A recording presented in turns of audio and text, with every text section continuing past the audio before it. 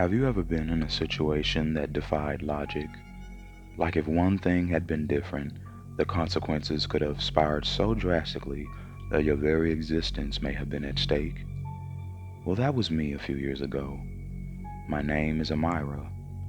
I was born and raised in South Carolina, and at the time of this event, I was 18. During this time, I just graduated high school, and in the midst of those crazed teenage years, I ran across the app known as Tinder. I have been on it several times before, just chatting and never meeting up with people, as after all, I was much too young at the time. I also never had a car or means of transportation, and growing up in the strict religious household, dating the heathen was unthinkable to my parents. However, I found my way on the app. All the attention a young girl could need from both the opposite sex and the same sex, honestly. I felt so confident and beautiful, more so than I ever had in my entire life. Which at the time of this story, I had finally been given permission to drive my parents' car around. Then I met him, Rodney. Allow me to add a bit of backstory. I went to school with Rodney.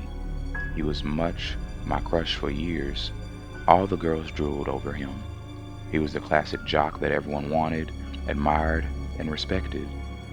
While I was the girl that, well, let me just say, I'm funny, dang. Anyways, so Rodney was my crush. So imagine the glee I felt when he swiped me on there. He had never noticed me in school, so to actually be able to meet and actually talk was exhilarating. Our first excursion was at a Starbucks. We chatted about our passions and ambitions for life after high school. We planned on going to college, and he had been offered a scholarship for his athletics. Our conversation had been going great until an officer walked in. I noticed how the once chatty and talkative Rodney then became stiff and rigid, almost like he saw a ghost. I asked if he was okay, but he brushed it off and insisted we leave and go somewhere more private. It didn't precisely click at that time what was going on, and so I obliged. We went for a walk in the park. Afterwards, I totally forgot about what happened that day, and fast forward to about a week later, I had been telling all my friends about Rodney and our conversations, which is about the time I started to hear of his past, the mention of his short-tempered outbursts, and the most serious allegation of all, rape. I didn't believe it, however. The thought of so many people saying it made me reconsider. I thought I'd bring it up to Rodney. However, that night, I remember him asking me to go out to one of his favorite spots to relax and talk. Personally, I always ask for locations so I can Google them and check the area. Upon my doing so, I noticed just how secluded the area was. We're talking 25 minutes out from the city in like woodland.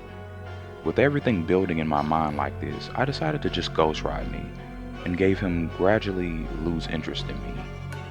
However, Rodney was not keen on letting that happen. He began blowing up my phone, calling non-stop, and following me around at school.